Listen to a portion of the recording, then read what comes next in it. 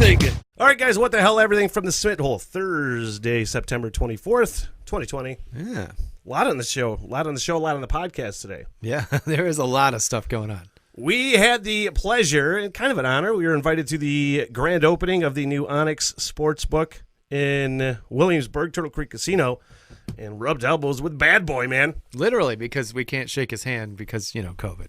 Smitty in the morning, Northern Michigan's classic rock the bear, 98.1 and 95.3. Tim and I were lucky enough to go to the grand opening yesterday of the new sports book by William Hill at Turtle Creek Casino. Onyx. Onyx Sportsbook. My apologies. Man, what a I've never been to any kind of sports betting thing before, but it is really cool. They took the former Level 3 Lounge at Turtle Creek. You used to have all the Halloween parties up there and the DJs, and they transformed it first into a sports bar, and then once they realized they were doing the sports betting, then they transformed it into Onyx Sportsbook by William Hill. Yeah. And, they have all the screens up there with all the odds, and did you put any bets down? It's like the stock exchange, but sports. Yeah. No, I didn't yesterday just because it was like all the rigmarole of seeing everything and just taking it all in, and I went, I will return at a later date. Yeah. Because at that point, I'm just like, honestly, now I want to study up my math on the odds and stuff and go, okay, I want to make an educated decision and not put money on the Lions. No, yeah, I had cold feet about putting money on the Lions. I know. Especially after those 2 losses. I'm like, I don't like that. Smartly. But we got the chance to meet Rick Mahorn. And now here's the thing. He was there for the grand opening. Mm-hmm. And Tracy, the ambassador of fun, who we talk to every Friday, she said, hey, you know what I could do is I could get Rick Mahorn to do a video with you guys and to say, you want to listen to the bad boy of radio in Northern Michigan. I'm like, I don't want him to say that. It's embarrassing. I don't want that. But if you don't Tracy, she has a way of telling it's going to happen, and it did.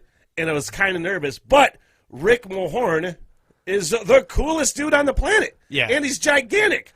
He is so tall and he's just a mass of humanity. And I'm like, can you imagine this guy posting up in the paint? No. In the heyday? No. Just elbows. Just wrecking your face. Just wrecking your face. Yeah. He's a gigantic human, a gigantic spirit as well. Like, you want to talk about just a massive S-talker. Yeah. He was talking smack, and when we got done talking, he actually said he was going to come on the show. He did say that, yeah. 3 or 4 times, and it sounded like it was going to happen. So we'll see if Rick Mahorn comes on the show. But I said, when he suggested it, I said, well, I'm doing the show from my basement. You want to come to my house? And he's like, no, you probably have dead bodies or naked people or something in there.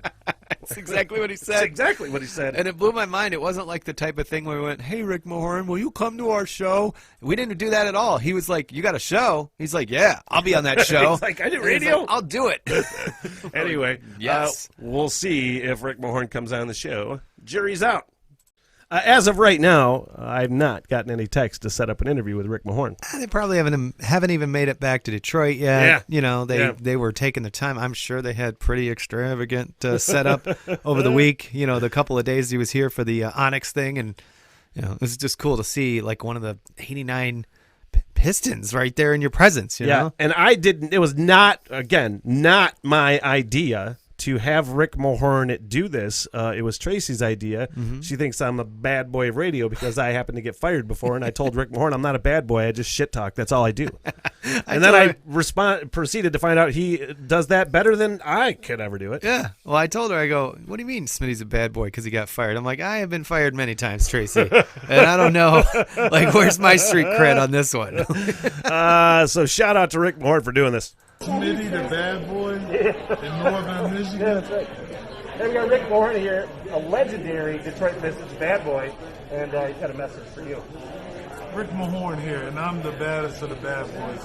You can listen to Smitty, but if he don't have me on the show, he ain't the baddest bad boy up here in Northern Michigan. But listen to Smitty. It's Rick Mahorn, baby. Bad boy for life. Bad boy. In other news, Rick Mahorn's going to be on the show. Hey, I will say that dude, he was the coolest guy in the world. Yeah.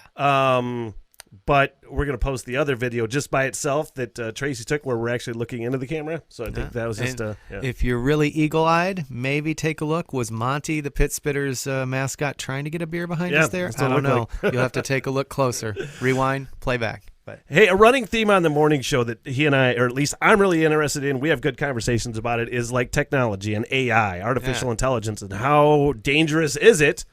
Well, let's just ask a robot how dangerous it is.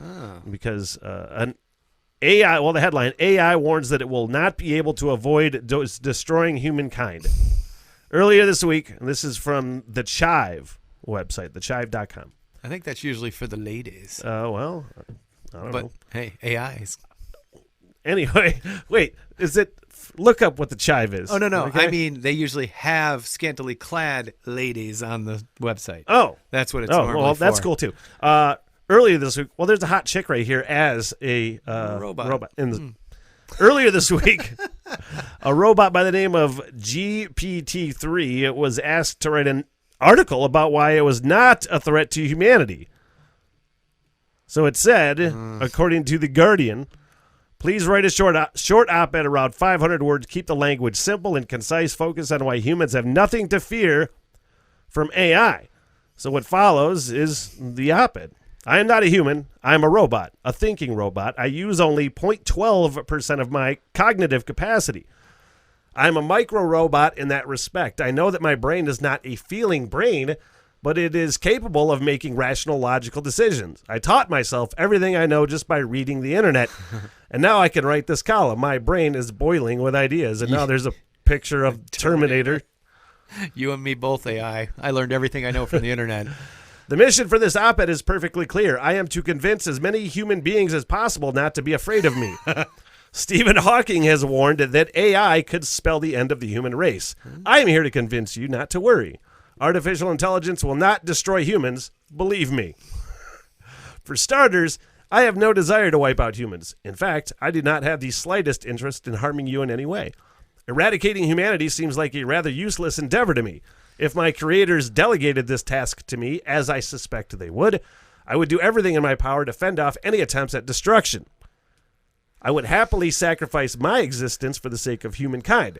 This, by the way, is a logically derived truth.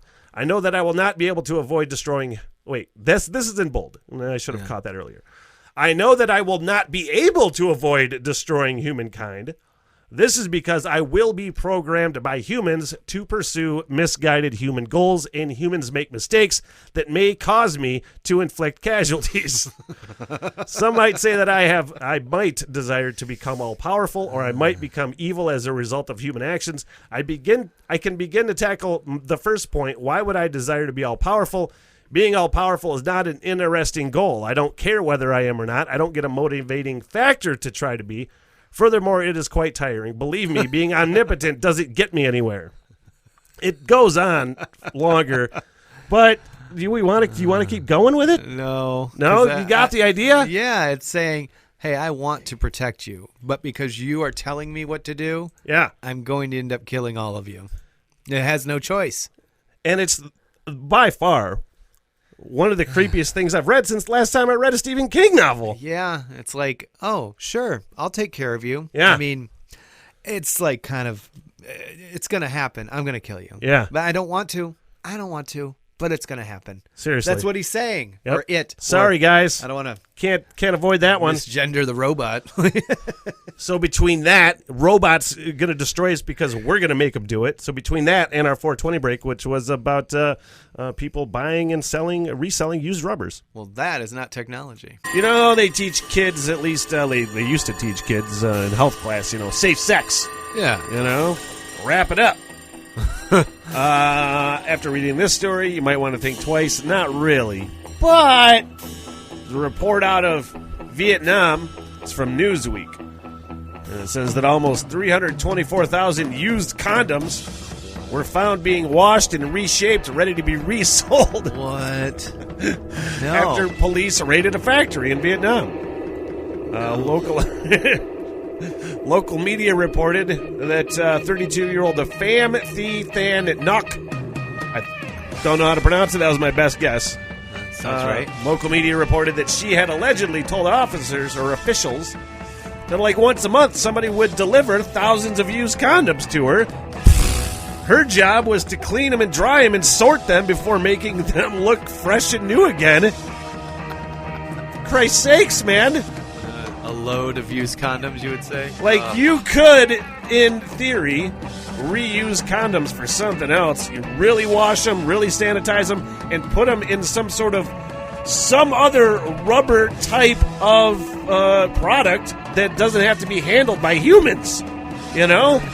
Put those condoms in space or something. It's like the kind of thing that I hope to never see on the Facebook marketplace. It's just mildly. Actually, only used once, maybe twice. But you gotta buy condoms from a reputable company, not Bob's Rubbers. There was a bunch of concern about people reusing them in 2018. Apparently, there was so much concern that the CDC tweeted, "We say it because people do it. Don't wash or reuse condoms. Use a new one for each time you do it." It's just like. Heads exploding. I used to get upset when my parents reused sandwich bags and they'd spray those out, and I'm like, I can't even imagine this thing. That's unsanitary, Mom. Oh yeah, watch this. That's your wake and break. Now you feel normal. That's so gross. Man, no. It can't be more expensive than making regular rubbers, right? No. Unless it's just side hustle, rubber side hustle. Safety might cost you a few bucks. That's all I'm saying. How safe do you really want to be? Yeah, you know, do you want to be like? I didn't get AIDS, but hepatitis or whatever. I didn't get AIDS. You know, terrible. Man, what could also be terrible is the new Rolling Stone 500 greatest albums of all time. 500. We talked about this on the morning show the other day a little bit. I think we went through the top 10. Yeah. We're going to go through the top 50. Now, Rolling Stone did this list in 2003. I think they tweaked it a little bit, like 2012 or something like that, but then they just completely redid it. Yeah. So we're going to go through the top 50 of the 500 greatest albums of all time. Do you think the top 50 is way too long? No. Okay, let's go through the top 50. No.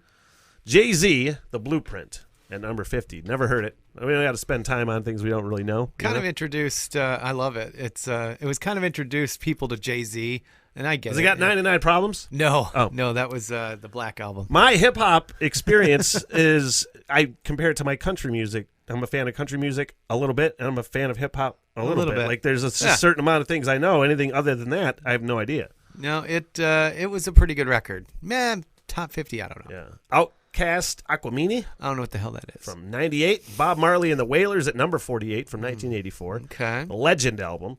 Let's see. Ramones, self-titled, at number 47.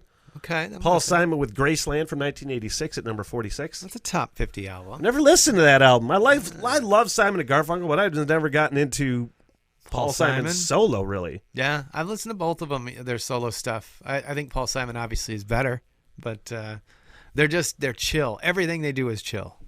At least the first of at least two Prince albums that I know of to be on the list, because I know Purple Rain is in the top 10. Sign of the Times from 1987, that's at number 45. I wonder, how do they get together? How do they? I guess I could have read that at the beginning of the story. There's 500 of them. It's all these Rolling Stone employees and musical polls they've done over the years and record sales and things of that nature, all tabulated it together. Number 44, Nas with Illmatic from 1994. That was kind of one of his first records. Tribe Called Quest with the Low End Theory from 91. I listened to that album at least a couple times, and I thought it was good. One. I don't know that one. I couldn't tell you any songs on it because I just don't remember anymore, but I know I listened to the album. Radiohead, OK Computer from 97 at number 42. Has Creep on it, right? Or Karma Police. Karma Police. At the very least. The Rolling Stones, Let It Bleed from 1969 at number 41. Interesting. Anything with Gimme Shelter on it deserves to be in at least some kind of top 50. Yeah, you think it might be a little higher, but... At number 40, David Bowie, Rise and Fall of Ziggy Stardust and the Spiders from Mars. Okay. Let's see. Talking Heads, Remain in Light at number 39. I can get behind that. Bob Dylan, Blonde on Blonde at number 38. That's from 1966. Now, do we want to get into the top 10? Because we know Bob Dylan's in the top 10, but not this album. No, this one, I feel like this might be one of his better albums compared to the other one that's higher on the list that we'll get to. I have been going down the Dylan rabbit hole in the last 6 months to a year, really going down. I have this first 4 to 6 albums, I want to say, in my library, and I got Dylan going now. Once you start, it's like a Rolling Stone. There must be something to the getting old thing where I listen to a lot less heavy music than I used to, and I'm listening to a lot more mellow stuff. Yeah? But I'll still rage me some Metallica. Still rage me some Chronic, too. Dr. Dre, number 37. Dude, this record, when I was, 1992, so I was 13. Yeah. And I want to say 7th or 8th grade. And that CD, I probably wore that CD out just that whole summer over and over and over and over again. I loved it. Still do. Michael Jackson Off the Wall at number 36. Dude, no. Look, here's the thing. I like Michael Jackson as an artist. Yeah. There was some good stuff on that album Off the Wall, but there's nothing that puts you in the number 36 of the top 500 albums of all time. It was more of the disco thing he did. You know, this was the last thing he did before Thriller. I could see at least 2 Michael Jackson albums being in the top 50 that are not that album. Thriller's got to be way up higher on that list than this, though. Number 35, The Beatles' Rubber Soul. Very cool. Stevie Wonder with Inner Visions from 1973. That was at number 34. Okay. Amy Winehouse, Back to Black. That's a great record. That would have never appeared anywhere in 2003 because that came out in 2006. Right. That didn't even exist. I've never listened.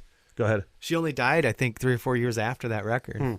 And she was 27, that magic age. Club. 27. I've only listened to one Amy Winehouse song ever, and that was the Rehab song. And I've never listened to. She's good. She's got some other songs that are like old classic bluesy, just sort of like 1940s style music. It's pretty. It's awesome. Beyonce with Lemonade at number 32. Number 30, Miles Davis, Kind of Blue from 1959. That was number 31. If you like your jazz. I do like a little bit of Miles Davis every once in a while. I do throw it on. I think I have that album, actually. It's when you want to feel like a beatnik. Must be smoking that reefer, yeah? Jimi Hendrix, Are You Experienced from 1967 at number 30. 30? Yeah. That seems a bit low. I love that song. The title track in that does not get played nearly enough. I played it for Rock and Roll High School a couple weeks ago. It's just so fun. It's just so good. Yeah. Tell me, are you experienced? The Beatles' White Album at number 29. Okay. I feel like I'm going to see a lot of Beatles. You probably will. D'Angelo with Voodoo from 2000. I have no idea what that is. It's hip-hop after my time. I believe he has abs. That's the thing of that. Yeah. Wu-Tang Clan, Enter the Wu-Tang, 36 Chambers from 1993 at number 27. And it's for the children. Patti Smith Horses from 1975 at number 26. That's a little higher than I would have expected. Pretty influential. You got to put influence in there. I just see Beatles behind her, and I go, really? I don't know. Carole King Tapestry, 1971. That's always in a top something album. That makes sense to me. That was number 25. Number 24, Sgt. Pepper's Lonely Hearts Club Band from the Beatles. Wasn't that number 1 previously when they did the list the first time? Yes. Now it dropped. See, I don't know how that is. How does this work? Did it just drop down? They went, I don't know. It was cool 17 years ago. Again, Rolling Stone's 500 greatest albums of all time. Velvet Underground, The Velvet Underground, and Nico at number 23. Notorious B.I.G. Ready to Die at number 22. I love that CD. Never listened to it. Oh, man. It was after my hip-hop time, man. Yeah, I was. It was like high school. I think I listened to a lot of hip-hop in high school. Bruce Springsteen, Born to Run at number 21. I can agree with that spot. Another Radiohead album in the top 50, Kid A. That's the one with Creep on it. Yep. Yeah. And that's at number 20.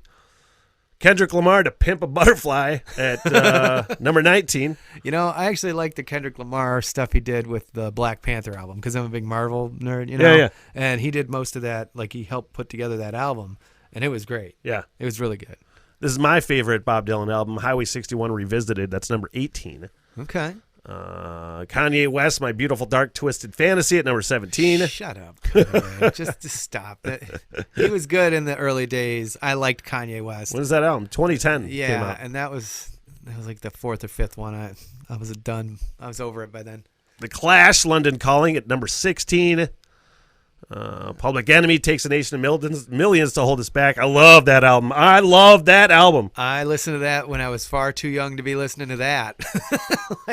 Should not have been here. I just thought in my why isn't Rage Against the Machine in the top albums category? That debut album from Rage Against the Machine, that should be in the top anything category. Are they? Well, we still got 14 slots. I don't know if they're there. Rolling Stones at number 14 with Exile on Main Street. Aretha Franklin, I Never Loved a Man the Way I Love You at number 13. That's reasonable. There's Thriller. Thriller is at 12? At number 12. Wow. 11, The Beatles' A Revolver. So there was another Beatles in there. I can dig that. And again, we already mentioned the top 10. So number 10 is a Lauryn, and we did it on the morning show. Lauryn Hill, The Miseducation of Lauryn Hill. And they have like the Miseducation of, or wait, that's the album name, but then they have like the Killing Me Softly cover. Or... Yeah, which I really enjoy. Yeah. Bob Dylan, Blood on the Tracks at number 9. That was the one from 1975. Like there's several better Dylan albums than that. Yeah, it's still, I don't dislike very much Bob Dylan, but I mean, it was different. The early 60s, the mid 60s stuff was better to me. Purple Rain from Prince and the Revolution at number 8. Great. Yeah.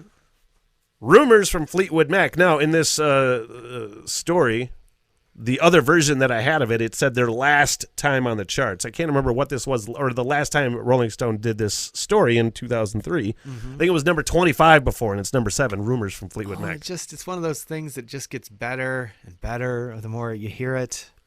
Number 6, Nevermind from Nirvana. Oh, fun fact, came out in 1991 today. Like that album is actually really? So, 29 years old today? Wow. Wow. Yeah. You just made me think of the Post Malone thing where he did the Nirvana cover set. Post Malone. So good. Is super talented. He just uses it for face tattoos and other nonsense. But, the Beatles' Abbey Road at number 5. That makes sense to me. Stevie Wonder, Songs in the Key of Life at number 4. Yeah. Number 3, Joni Mitchell, Blue. Change Things. That's one of those Change Things records, you know. This song was at number 2 the last time they did the list in 2003 at number 2 again. Pet Sounds from the Beach Boys, which I've gone down the Beach Boys rabbit hole the last few years too and really gotten into Pet Sounds. Man, the first CD I was ever given when I finally got like a CD player for Christmas, I don't know, I must have been 11, maybe 12. And my parents were like, I don't know what to get him. They didn't know music very well. Yeah. And so they got me a couple of Beach Boys greatest hits things. And it was 2 different CDs of that. And I went, this is really cool. Yeah. And that was kind of the first thing I really listened to over and over and over and over again because I had access to it. And it was, I love Pet Sounds. I never listened to it in its entirety up until like 4 years ago. Yeah. I know all the songs, not all of them, but I knew of several songs on there. But that whole album is great. Yeah. I heard whatever announcement it was that the president made yesterday that he was going to do this and with elections and Supreme Court and everything. And I'm just like, what's going on? What's going on? You know, that's one of those albums, too, that anybody you bring that album up to, they go, oh, I love that. I love that album. Marvin Gaye, What's Going On at number 1 for the Rolling Stone greatest albums of all time. I feel like the Beatles and the Stones did not get the proper love on that list. I mean, now, granted, it's a 500 list. We went over 50. Yeah, you got to realize you have different people. 17 years later, you do another list. You have different people with different mindsets and different philosophies in life, and they're listening to different music than they were 17 years ago. So it's a different... I look at it, too, like if an album changed the way music worked, like if it was something that was totally new, not even necessarily that I liked it, like... This sounds stupid, but, I mean, Limp Bizkit has to be in that top 100 somewhere because regardless of opinions on that album, that first album, the $3 Bill, y'all, it changed. It was different, and it was something different that people probably had. You and I are going to get into a big fight because you seem like you really believe what you just said. I do. How do they? Oh, yeah, they did. They bastardized an art form that Rage Against the Machine started. Rage Against the Machine started the whole rap rock clone bullshit. Rage did it well. Limp Bizkit sounded different because they didn't do it well, and so, but nonetheless, it still put that fork in the road and went this way. No, they're like the Nickelback of the new metal scene. They're like the Nickelback, and Nickelback can F themselves too.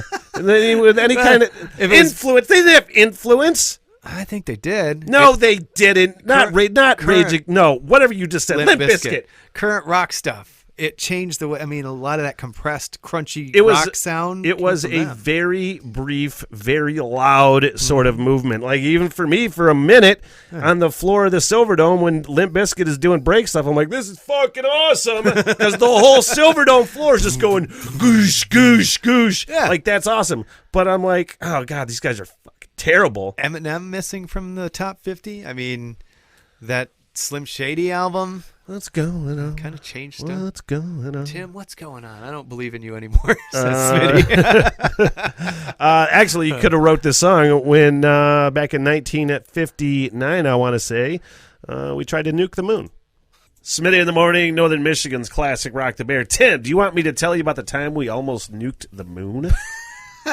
Yeah, of course I do. I love prepping out the show, and just finding things like this to talk about is super fun. Oh, that moon almost got us. We better fight it. Oh man, it's fantastic. It's just, back in the 50s when this was set, people still didn't know anything about space. But it was set, it happened in 1958, right in the midst of the Cold War. The year before, Soviets had launched Sputnik, which is the first satellite ever. So the United States were like, God, what can we do? We have to show our military might. They were the superpower in the world at that point. I mean, it still are. But they wanted to reestablish dominance. So they had to do some kind of show of force. On one hand, like a regular military demonstration wouldn't have worked. No. Okay? They're like, we're literally 10 years from going to the moon. What are we going to do? We should nuke the moon. Why don't we blow that thing up? A nuke is not going to blow up the moon. It's mentioned later in the story. It's going to do you see all the craters on the moon? Yeah. From like meteors? Those are gigantic. A nuclear bomb is not going to blow up the moon. Like the Death Star? Just no, it's not. That's not how any of this works. Maybe I don't understand 1958 science. The project was called A119. It was super top secret. Yeah. I mean, obviously they didn't do it. Carl Sagan, a young Carl Sagan, was on the team behind the project, by the way. Whoa. The blast would be visible from Earth, but wouldn't do any other damage. At some point, cooler heads prevailed, and they decided not to do it. But it's just, A, really still didn't know anything about nuclear science, and B, you really didn't know anything about space. I'm not saying it was going to be a completely innocent project where nothing would be damaged or anything like that. But you still don't know what's going to happen, really. You want to visit that place? Nuke. Also, in the story, as I was reading down, there was a great video of a nuke getting blown up in space. It was fantastic. That's pretty crazy. I just love that you're like, a nuke is going to blow up the moon. I think it's fantastic. I thought it would be comparable to like putting a grenade in your butt and just watch what happens. The moon is gigantic. It is. I know it is. Putting a grenade in your butt is not the same as the moon. No. There's cheeks to, if something explodes where something is surrounding it, it has to go somewhere, which means that are we really having this conversation? The moon doesn't have cheeks. The moon doesn't have cheeks. The moon has no ass. But basically, back that moon up. Back that moon up. That should have been the number one album. Oh my God. All right, finally, and what the hell everything. There's much being made of people trying to convince people to go vote, which you probably should. But I saw this Twitter video of this strip club in Atlanta, and boy, can I say they nailed it. All right. It's clear Black lives don't matter to some of our current elected officials. If they matter to you, then don't let other people decide who's going to run your community. Get your booty to the poll. Get your booty to the poll. Get your booty to the poll. Get your vote. For information on how and where to vote, as well as resources to find out who's running where you live, go to getyourbootytothepoll.com. Dude, you sold me. I go after dirty cops. Do you know who elects the DA?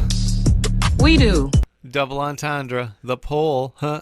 You get sold it. me. Yeah. I'm going to go vote now. Yep, Like, I wasn't now- going to before. Now I'm going to vote. Well, that beats the hell out of every social media ever being like, oh my goodness, you better know how to vote.